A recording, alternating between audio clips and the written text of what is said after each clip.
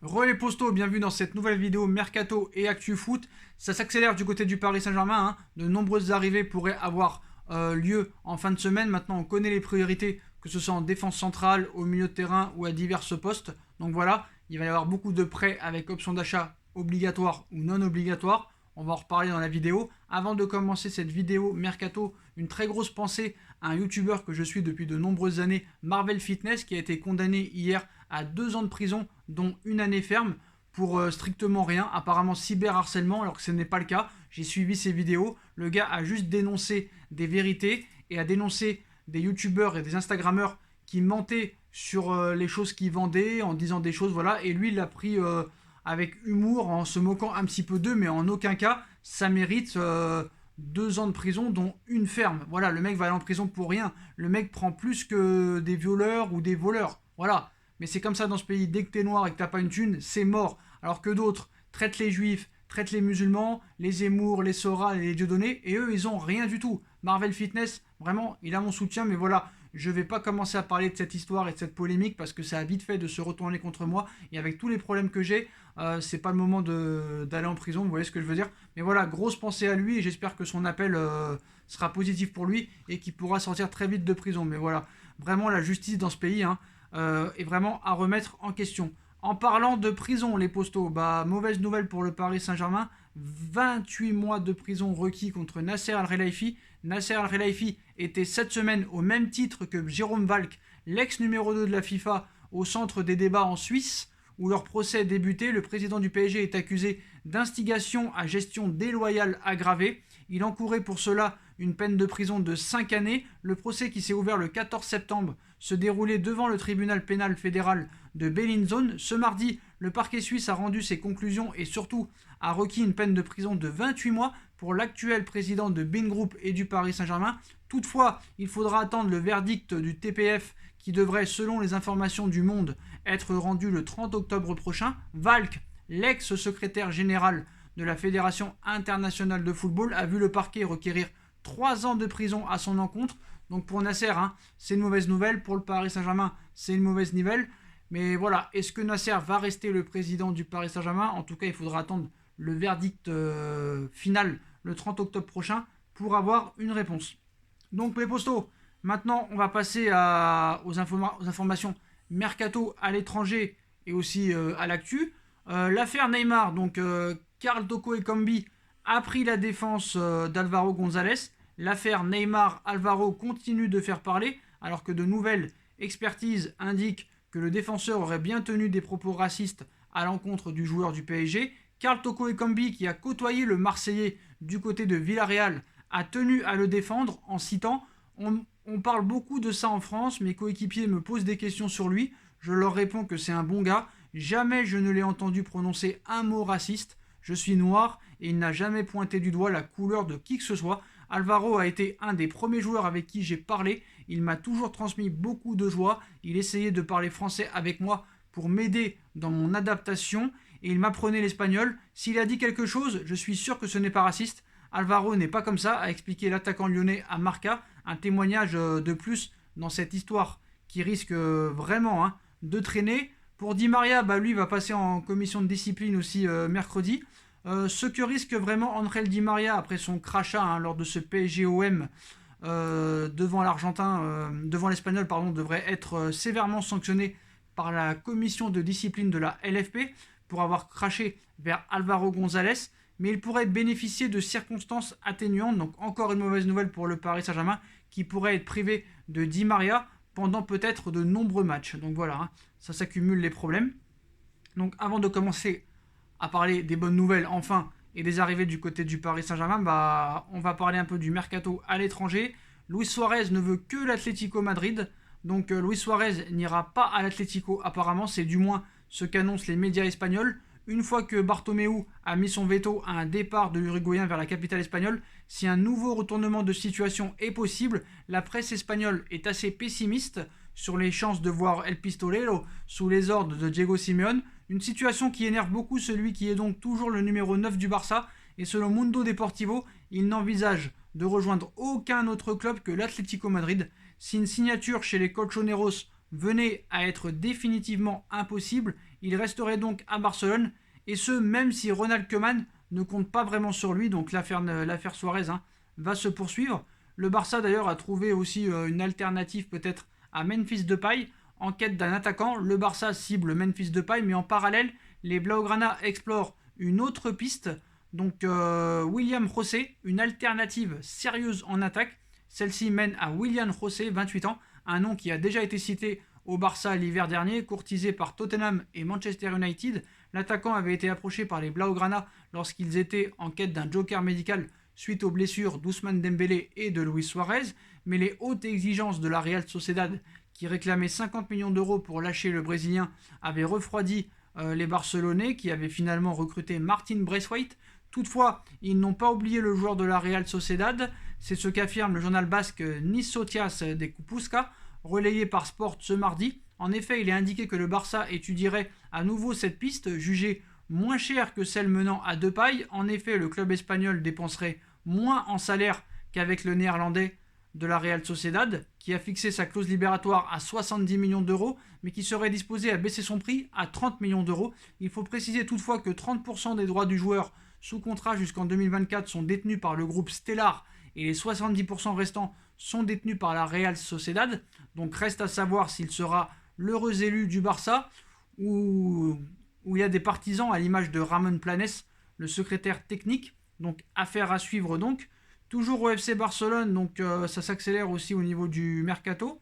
Avant de parler de Ousmane Dembélé, le Barça aurait trouvé un accord avec Max Aarons, avec le probable départ de Sergiño Dest vers le Bayern de Munich. Le Barça a fait de Max Aarons sa priorité pour remplacer Nelson Semedo. Un accord avec le jeune anglais aurait même été trouvé, mais convaincre Norwich ne sera pas de la même veine. Donc voilà, d'après les informations de Sport, le Barça aurait trouvé un accord avec l'anglais de Norwich pour un contrat de 5 ans. En revanche, trouver un terrain d'entente avec les Canaries sera plus compliqué car les finances du Barça sont exsangues. Le club qui vient de redescendre en deuxième division anglaise demande 22 millions d'euros plus 11 en variable, une somme trop importante pour le Barça qui tente de passer par d'autres chemins comme une offre de prêt sans option d'achat, refusée vendredi dernier selon le média. Norwich est toujours à l'écoute, bien conscient qu'il ne sera pas possible de conserver l'international espoir en deuxième division. Une offre de prêt assortie d'une obligation d'achat pourrait faire l'affaire. Il ne faudra pas trop tarder sous peine de réveiller les intérêts d'autres clubs. Koeman est lui convaincu par Max Aarons, qu'il a déjà rencontré par le passé. Il ne reste plus qu'à concrétiser un dossier où encore une fois le Barça éprouve toutes les peines du monde pour le finaliser. Pour finir avec le Barça pose ses conditions pour Ousmane Dembélé. Donc face aux assauts de la Première Ligue et notamment ceux de Manchester United et de Liverpool, pour Ousmane Dembélé, le Barça aurait présenté ses exigences. Les Catalans seraient ainsi ouverts à un prêt avec obligation d'achat. Arrivé l'été 2017 au Barça pour remplacer Neymar parti au PSG, Ousmane Dembélé n'aura jamais répondu présent en 3 ans, alternant entre pépins physiques et prestations vraiment en demi-teinte. Donc voilà. Donc face à la fermeté du Borussia Dortmund qui ne veut pas vendre Jadon Sancho pour la saison à venir, l'équipe coachée par Ole Gunnar Solskjaer a activé d'autres pistes, dont celle menant au champion du monde 2018. N'ayant jamais réussi à se rendre incontournable en 3 ans au Barça, il constitue un salaire important du club puisqu'il touche 6 millions d'euros par an. Son départ pourrait permettre au club catalan de libérer encore un peu plus de masse salariale et remettre ses comptes à flot en vue de la fin du mercato. Et pour faciliter son départ de son ailier, le Barça serait disposé à un prêt. En effet, le média britannique explique que les Blaugrana seraient disposés à prêter Ousmane Dembélé 1 an si le club qui s'adjuge ses services est prêt à insérer une obligation d'achat avoisinant les 100 millions d'euros, une somme très importante, mais qui pourrait différer le recrutement de l'ancien Rennais. United n'en est pour l'instant qu'au stade des discussions. Quoi qu'il en soit, il faudra aussi convaincre le joueur de quitter le Barça à 2 ans de la fin de son contrat, et ce dernier ne semble pas disposé à quitter la Catalogne comme l'explique le Mirror. Cela pourrait donc compromettre un transfert à Manchester United qui aurait été refroidi. Pour autant, rien n'est définitif et d'autres prétendants pourraient profiter de la formule prêt avec option d'achat afin de relancer le français. Le dossier Ousmane Dembélé pourrait bien animer la fin du mercato, les postos. Donc, qu'est-ce qu'on a d'autre à l'étranger ? Dortmund c'est important de le signaler. Sébastien Kehl met encore les choses au clair sur Jadon Sancho, dossier récurrent depuis le début du mercato pour Manchester United. Jadon Sancho semblait être la priorité de United. Finalement, il ne devrait pas arriver cet été et il devrait rester au Borussia. Le montant de 120 millions d'euros demandé par le BVB a sûrement calmé les ardeurs des pensionnaires d'Old Trafford, d'autant que Michael Zorc avait mis fin au feuilleton il y a plus d'un mois en disant « On compte sur Jadon, il jouera pour nous la saison prochaine ». Mais l'équipe d'Ole Gunnar Solskjaer ne semble ne pas avoir lâché, forçant Sébastien Kehl à mettre une nouvelle fois les choses au clair sur Sport One en disant « Nous avons convenu que nous devions montrer une certaine attitude et 80 millions d'euros ne suffisent tout simplement pas pour un tel joueur. Il est ici et il restera ici. » C'était une déclaration importante du club car nous avons une certaine responsabilité. Sans Jadon, cette équipe est moins forte. Il faudra attendre peut-être l'été prochain pour que Manchester United finalise ce transfert. On passe au Paris Saint-Germain. Donc le clash un petit peu Noël Le Graët, Leonardo aussi se poursuit. Souvent mis en cause par Leonardo, le directeur sportif du PSG. Le président de la FFF française, Noël Le Graët, a été invité à réagir aux récents propos du Brésilien au sujet de l'arbitrage du houleux PSG-OM, avec 5 cartons rouges. Noël Le Graët dit sur Leonardo « Je l'aime bien, on était fâchés l'année dernière, on s'est défâché, on a pris un café et on s'est serré la main, c'est un gagneur, il n'aime pas perdre, c'est toujours un peu souvent la faute des autres et ce n'est pas de la faute de l'arbitre s'il y a eu des incidents », a déclaré Le Graët sur Téléfoot. Donc voilà, on en parle pour en parler, mais voilà, pas grand chose à retenir de cette déclaration du patron du football français, entre guillemets. Avant de passer au Paris Saint-Germain, on passe au rival marseillais. Ça coince pour Luis Enrique, annoncé comme bouclé. La venue de Luis Enrique est encore sujette à un accord avec Botafogo, qui détient 40% des droits de l'attaquant, et le club brésilien assure encore ne pas avoir reçu de proposition de la part de Marseille. 10 millions d'euros, c'était la somme dévolue à ce dossier selon les dernières indiscrétions. L'OM est-il si avancé dans ce dossier ? RMC Sport affirme de son côté que le joueur n'a pas pris l'avion pour des raisons administratives liées au Covid et qu'il devrait rejoindre Marseille d'ici 2 jours avec un nouveau vol prévu mercredi soir. Luis Enrique, qui se serait mis d'accord sur les contours d'un contrat jusqu'en 2025, est initialement prêté à Botafogo jusqu'en décembre 2022 par 13 Passos. Le dossier n'est pas forcément encore bouclé par l'OM qui travaille toujours en parallèle. Et voilà, donc la piste menant à Marco Paulos, attaquant de Fluminense aussi, pourrait aussi arriver. Mais voilà, ça coince toujours pour Luis Enrique, mais bon, il reste encore 2 semaines, donc il y a peut-être le temps pour Marseille de finaliser ce transfert. Bon, on passe du côté du Paris Saint-Germain, donc il y a beaucoup de choses à dire. On commence avec Dele Alli. Les discussions avancent pour Dele Alli. Dele Alli sera-t-il un joueur du Paris Saint-Germain dans les prochaines heures ? Il est encore trop tôt peut-être pour le dire, mais si on se fie aux médias britanniques, l'intérêt parisien pour le milieu de terrain offensif de 24 ans est certain. Comme le révèle The Telegraph, le champion de France se montre confiant quant à la possibilité de recruter le joueur des Three Lions d'ici le 5 octobre prochain, date de fermeture du mercato, et pour cause, les décideurs parisiens pensent que le joueur souhaite rejoindre le PSG. La bonne relation entre les Parisiens et Tottenham pourrait aussi faciliter l'opération qui devrait être un prêt avec option d'achat, un départ qui bénéficierait les 3 parties impliquées. Daniel Levy, président de l'écurie londonienne, ne souhaite en tout cas pas le voir filer dans un autre club de Première Ligue, donc voilà, ça avance bien. Et du côté du Paris Saint-Germain, on est convaincu que ce transfert se réalisera. Donc on verra bien. Moi, Dele Alli, franchement, j'ai pas grand-chose à dire. Gratuit, pourquoi pas, mais vu les stats qu'il a sur la dernière saison, c'est catastrophique. Donc on verra. En tout cas, les boîtes de nuit sont fermées. C'est déjà une chose positive. On enchaîne avec Bakayoko, qui est la priorité maintenant au milieu de terrain avec les échecs Benasser et Savic. Et il faut compenser. Et la priorité du PSG au milieu est Tiémoué Bakayoko. Selon Téléfoot, Tiémoué Bakayoko, milieu de 26 ans, plutôt en difficulté à Chelsea, fait partie des joueurs qui ont été annoncés plusieurs fois au PSG ces dernières semaines. L'AC Milan a aussi été évoqué, mais ce mardi soir, Téléfoot fait savoir que Paris a fait de l'ancien monégasque sa priorité et qu'il est en négociation avec le club londonien pour son arrivée au Paris Saint-Germain. La priorité aujourd'hui, c'est Tiémoué Bakayoko. C'est le profil parfait pour le PSG qui cherche un milieu défensif.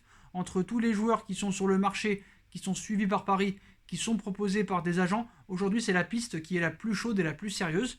Il y a des contacts entre les deux parties. La chose qui freine le PSG, sur laquelle il bosse, c'est la demande de Chelsea. Le club anglais veut 5 millions d'euros pour le prêt et 40 millions d'euros pour l'option d'achat à la fin. Cela fait une addition à 45 millions d'euros. Des affirmations relativement crédibles, puisque Bakayoko a en effet un profil qui peut intéresser Paris avec la puissance physique et ses qualités à la récupération qui pourrait apporter beaucoup au PSG, sans oublier qu'il a déjà montré qu'il pouvait faire des montées intéressantes au cœur du jeu. Cependant, il s'agit aussi d'un joueur qui n'a pas réussi pleinement à confirmer les espoirs placés en lui durant ses années à Monaco. Son passage à Chelsea est globalement un échec, avec des prêts à Milan et à Monaco. Peut-être que Paris peut réussir à le relancer, mais il n'y a pas vraiment de certitude. Voilà. Ce qui peut refroidir pour un transfert d'environ 45 millions d'euros en tout.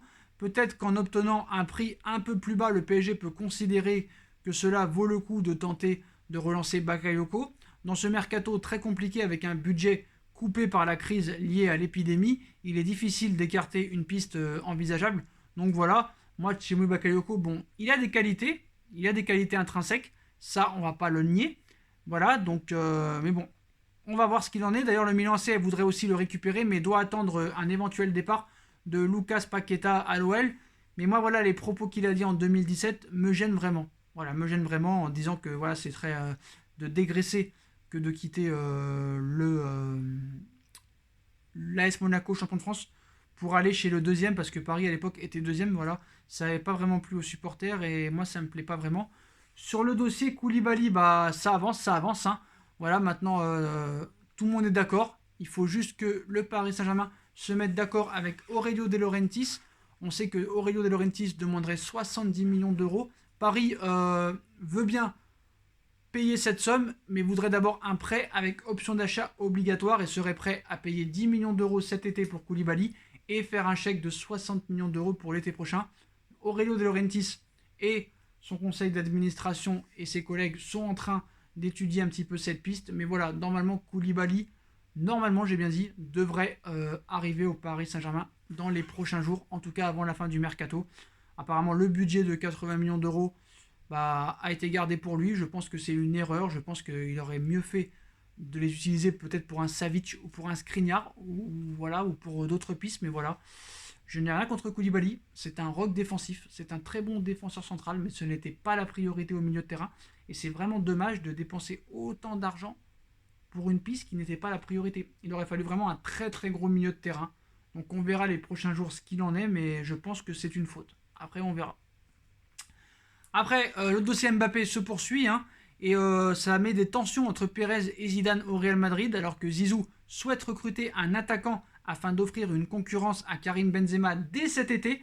Pérez préfère attendre encore un an avant de mettre le paquet sur Kylian Mbappé, qui se retrouverait malgré lui au cœur des tensions au Real Madrid. Le mercato du Real concerne pour le moment essentiellement les ventes. En effet, pour le moment, le seul renfort madrilène se nomme Martin Odegaard, de retour de son prêt à la Real Sociedad.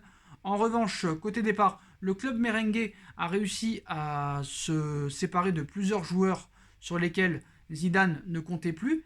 C'est ainsi que Gareth Bale et Sergio Reguilón ont rejoint Tottenham, tandis que Achraf Hakimi et James Rodriguez se relanceront respectivement à l'Inter de Milan et à Everton. Un mercato qui a permis au Real de réaliser de belles économies et ainsi combler les pertes liées à la crise du Corona. Toutefois, Zizou aimerait profiter de ces ventes pour se renforcer dès cet été. Zidane veut un attaquant tout de suite. Pérez préfère attendre l'été prochain pour Mbappé. En effet, selon les informations de AS, l'entraîneur français souhaiterait attirer un nouvel attaquant, bien que Luka Jovic, Borja Mayoral et Mariano Diaz soient à sa disposition.